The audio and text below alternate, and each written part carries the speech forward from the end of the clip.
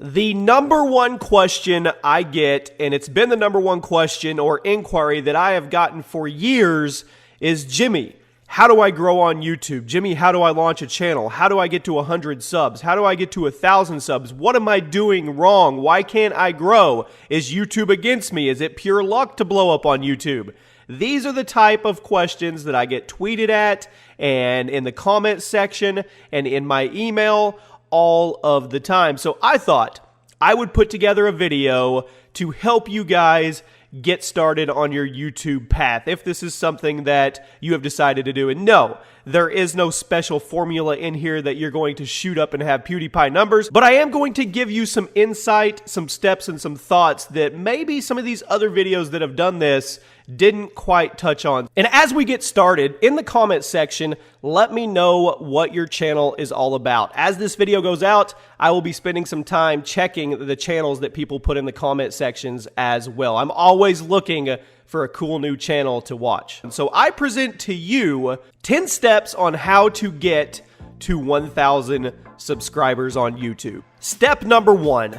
Upload consistently. And you're probably saying, come on, Jimmy, we've all heard this one. This isn't anything special. No, it's not, but it is a foundation of how you can grow a channel. If you look at the successful channels out there, most of them rely on consistent uploads, whether that be daily uploads, 2 daily uploads. I see some bigger channels that do 5 daily uploads or even bi-daily uploads. So they upload every other day. But whatever they do, their schedule is consistent. I have seen so many channels die over the years. I'm going to take a week off. I'm not feeling it. I'm going to take a month off. I'll come back and I'll hit it super hard when I'm ready. And the second they do that, their channel suffers. There used to be a time on YouTube where you could upload 1 to 2 videos a week if you were a big channel and you could sustain, but it's not that way anymore. There may be a very, very special small group that can do it, but for the most part, it's consistency and repetition because people want to see what they want to see. And if they don't see what they want to see from you, they will go find it somewhere else because there are a million other channels in line ready to hand them content if you aren't. Step number 2, and this is going to sound kind of off for a second, but hear me out on this.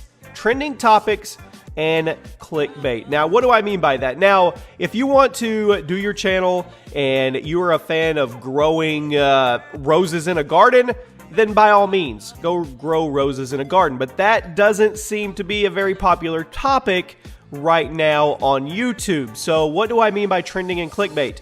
You need to focus on trending topics and clickbait. Now, hold on, Jimmy. What do you mean clickbait? How dare you tell people that the way to grow their channel is clickbait? Let's get in reality, people, okay? I want you to come with me for just a second, and I want you to look.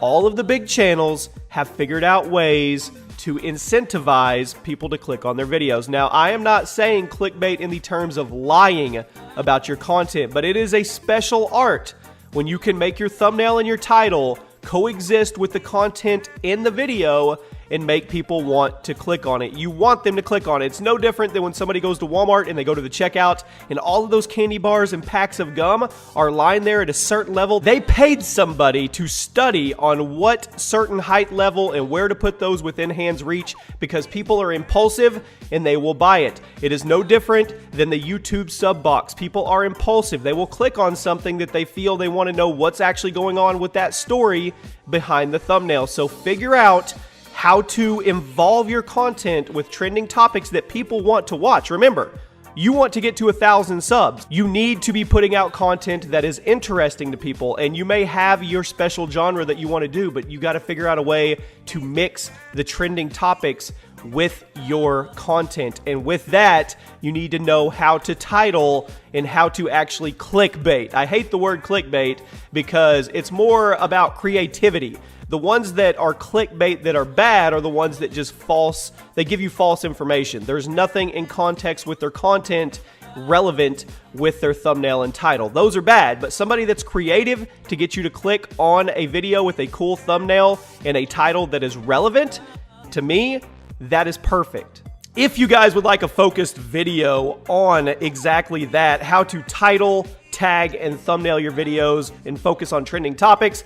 Let me know in the comment section and we could do that as a follow-up video to this one. Step number 3 on your road to 1,000 subscribers. People like to judge on the end result of where a YouTuber is, but people rarely see the grind that went into where that YouTuber got where they're going. What I mean by that is everybody sees PewDiePie, or everybody sees KSI, or your favorite vlog channel, or Rooster Teeth, and people don't put that with all the hard work and the grinding that these channels did for years. Most of these big channels have been YouTubing for multiple years. We're talking over 5 years. Yes, there are some that hit lightning in a bottle and they go viral, but for the most part, your dedicated channels that are out there have been grinding for years, and people tend to forget that. So when you're looking up at all these massive channels, don't let it deter you. Don't let it bring you down. Remember, they were where you are at one point in their career. That is big.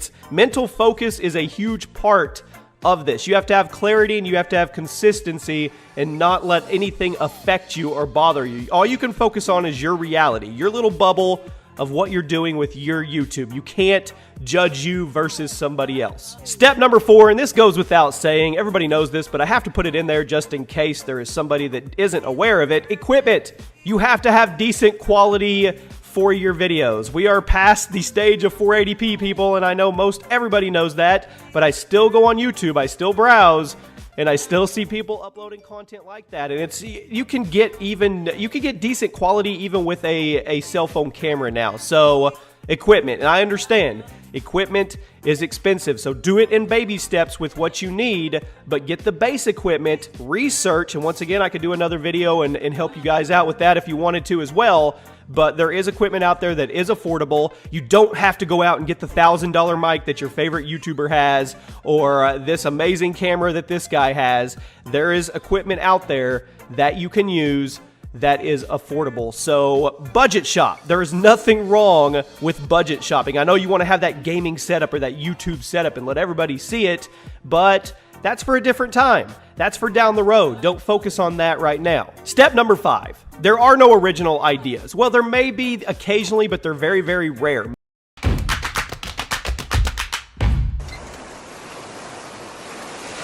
Most ideas have been used and reused and rehashed and turned around and manipulated into something else, and that's okay. They aren't really around anymore because we're on the internet. We have access to everything, but it is okay for you to put your spin on a popular idea. There is nothing wrong with that. Forget all the people that say, oh, don't copy his content, or you're just doing what he did. If you see something fun like a top 10 or a series or a vlogging channel, or hell, the trend right now is mailing yourself in a box. If you want to give it a try in your own spin, go for it.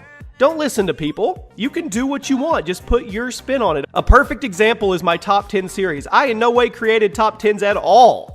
Wasn't even close to the first person, but what I did was put my spin on it and made it a community feel with Twitter. So that's how I've done my top 10s on Sundays. I involve Twitter, they get to be showcased in the top 10s, and that is my little spin on top 10s. You guys can do the same thing. There is nothing wrong with taking an idea and putting your spin on it. Step number 6, don't battle sub boxes during prime time. What I mean by that is there is a prime time for YouTube for most people. It's usually between 1 p.m. to about 4 to 5 p.m. depending on your time zone.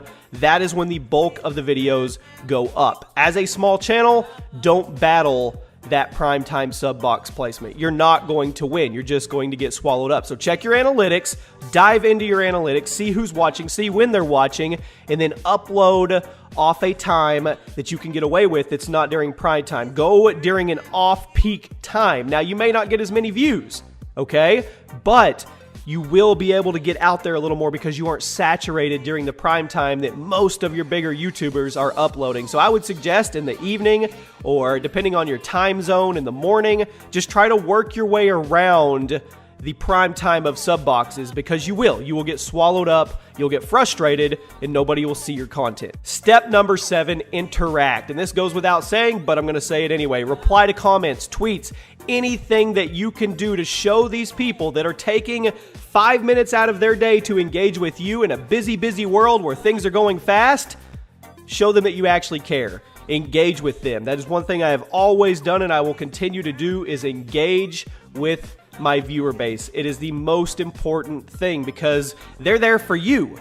You need to be there for them as well. Step number 8, I want to post what I want to post. I've heard this numerous times. Well, I want to post what I want to post. I don't care what goes on. Well, there's two choices here. There's a fork in the road for you. If you want to go down the left path and post whatever you want to post, then by all means do it. You have free will choice and it's a free world and you can do that. But if you want to go down the path of growing your channel, you have to put that to the side. It can't be a I want to post what I want to post mentality. Yes, you can post what you're passionate about, but like I said earlier, it needs to be able to connect to trending topics that people are looking for and they have to want to click on it. So yes, post. If you like video games, post video games. If you like vlogs, post vlogs, but you need to make sure that those are intertwined with what people are actually searching on YouTube. Step number 9, thumbnails. Now we talked a little bit about it in step number 2 with trending topics, clickbaits, and titles, but thumbnails is by far the most important thing. You need to